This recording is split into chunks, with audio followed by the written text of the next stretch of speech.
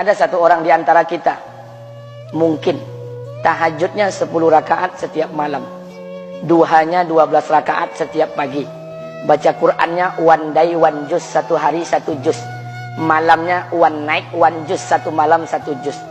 Satu keluarga di antara kita nih puasanya luar biasa Senin Kamis. Satu keluarga berpuasa Senin Kamis. Tak cukup puasa Senin Kamis, dia puasa Nabi Daud. Sehari puasa, sehari tidak, sehari puasa, sehari tidak. Tak cukup dia puasa Nabi Daud, dia puasa-puasa sunnah lainnya. Istrinya nutup aurat dengan sempurna, pakai nikob, pakai cadar, pakai purda, pakai manset, pakai kos kaki. Suaminya 5 waktu ke masjid tak tertinggal takbiratul ula. Anak-anaknya di pondok pesantren hafiz dan hafizah. Tiap pagi berinfak, tak pernah menggunjing orang. Quran terjaga, aurat terjaga, tahajud terjaga, 5 waktu terjaga, duha terjaga, Quran terjaga, puasa terjaga. Sempurna satu keluarga nih, amalnya. Tapi sudah 8 tahun dia tak tengok ayah ibunya. Sudah bertahun-tahun dia tak nyapa kedua orang tuanya. Sudah bertahun-tahun dia tak berhubungan baik dengan ayah ibunya. Sudah berminggu-minggu dia berkelahi dengan ayah ibunya. Sudah berhari-hari dia bermusuhan dengan kedua orang tuanya. Maka anak seperti ini, seluruh amal yang mereka kerjakan tertolak di sisi Allah Subhanahu wa taala, tidak akan diterima Allah. Sebaliknya, kalau ada di antara kita hari ini yang pandai melayani ayah ibunya, tidak ada uang ayah ibu dia kasih uang, tak ada rumah ayah ibu dia buatkan rumah, sakit ayah ibu dia bawa ke rumah sakit, dirawat ayah ibunya dia jaga, kotoran ayah ibunya dia bersihkan pakai tangannya sendiri. Ada di antara kita hari ini yang membersihkan kotoran ayah ibunya lebih dia nikmati daripada makanan yang ia sukai. Begitu luar biasanya dia melayani ayah ibunya, tapi dia tinggalkan sholat, dia injak-injak perintah Allah, dia tinggalkan perintah Allah dengan mutlak. Maka kebaikan satu orang anak ini kepada ayah ibunya seluruhnya tidak diterima Allah Subhanahu wa taala. Atau jangan-jangan inilah yang menjadi penyebab amal kita tak diterima Allah. Atau jangan-jangan inilah yang menjadi penyebab amal kita tertolak di sisi Allah. Kita sholat juga, kita sujud juga, kita puasa juga, kita ngaji juga, kita dengarkan ceramah juga. Maka oleh karena itu, Pak, Bu, ayah kita tuh tinggal di kampung, ayah ibu tinggal di kampung sana. Terkadang ayah ibu kita tak sekolah, SD, SMP, SMA tak tamat. Dia sekolahkan kita SD, SMP, SMA, S1, S2, S3 dengan harapan hidup kita lebih baik daripada keadaan dia sekarang. Tapi apa yang membuat kita jarang untuk menjenguk mereka? Saya ingin sampaikan buat kita bersama. Ayah ibu kita tak tahu kita ni eselon 1, eselon 2, Pak. Ayah ibu kita tak tahu pangkat PNS kita 3A, 3B, 3C, 3D, 4A, 4B, 4C, 4D.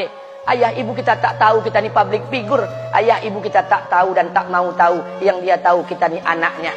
Ayah ibu kita tak tahu kita punya sawit berapa. Ayah ibu kita tak butuh mobil kita. Dia tak butuh rumah kita. Tapi yang dia butuhkan kita. Apa yang membuat kita jarang untuk menjenguk mereka? Tahun 2016 di Masjid Damai Langgeng, saya diundang ceramah di sana. Habis pulang ceramah, saya baca WA SMS.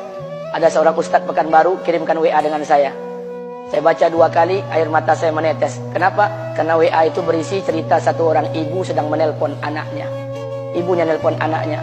Assalamualaikum nak. Waalaikumsalam, kata anaknya. Kata ibunya, nak, sudah 1 bulan kau tak tengok ibu. Apa yang membuat engkau berhalangan, nak? Apakah kau sibuk dengan pekerjaanmu? Minggu yang kedua ibunya telpon lagi. Assalamualaikum nak. Kata anaknya, waalaikumsalam.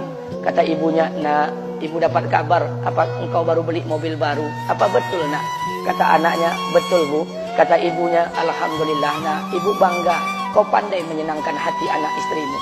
Minggu yang ketiga ibunya telpon lagi. Assalamualaikum nak. Kata anaknya, waalaikumsalam. Kata ibunya, nak, ibu dapat kabar bahwa engkau baru beli rumah baru. Apa betul nak? Kata anaknya, betul bu. Kata ibunya, alhamdulillah nak, ibu senang kau bertanggung jawab dengan anak istrimu. Minggu yang keempat ibunya telpon lagi.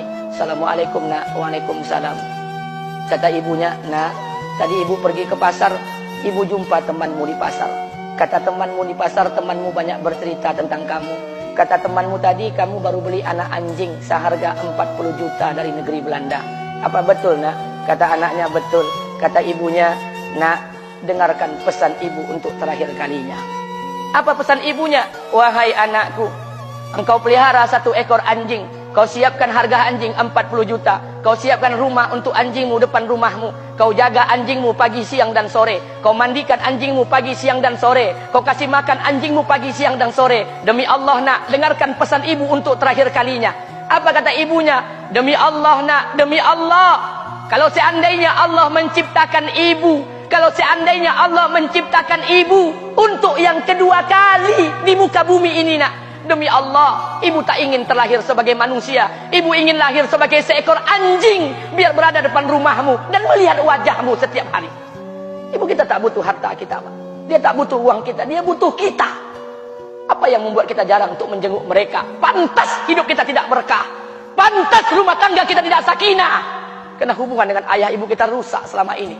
Masih ada kesempatan, masih yang jauh telepon, yang dekat kunjungi mereka. Demi Allah, kita butuh keberkahan doa mereka. Yang sudah meninggal, ziarahi kuburnya dan doakan mereka. Imam As-Syafi'i berkata, apa kata Imam As-Syafi'i?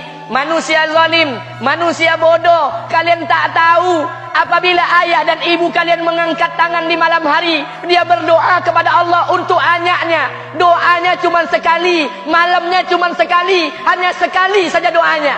Apa kata Imam Syafi'i? Sekali doa ayah dan ibu kalian sudah cukup bagi Allah untuk menjadikan kalian anaknya berkah dunia akhirat.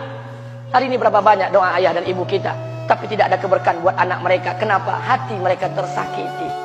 Maka pulang, Pak, cari mak bapak kita. Kita punya rumah hari ini, Bu, kita punya rumah, punya harta, punya uang, punya pekerjaan, punya kekayaan, punya sawit. Kita jadi orang hari ini jadi pegawai, bukan kena sarjana kita, Pak. Kita jadi orang hari ini bukan kena otak kita. Kita jadi orang hari ini bukan kena kepintaran kita. Kita jadi orang hari ini jangan-jangan kena keberkahan doa ayah dan ibu kita yang tak pandai tulis baca di kampung sana. Cari mak bapak kita, Pak. Demi Allah, kita butuh keberkahan doa mereka. Apa guna di kehidupan dunia sementara Allah tidak ridho dengan kehidupan kita? Pantas amal kita tertolak di sisi Allah. Maka pulang ke rumah cari mak dan bapak kita yang masih hidup, duduk bersama mereka. Kalau seandainya kita tak bisa membahagiakan mereka, jangan pernah menyusahkan mereka.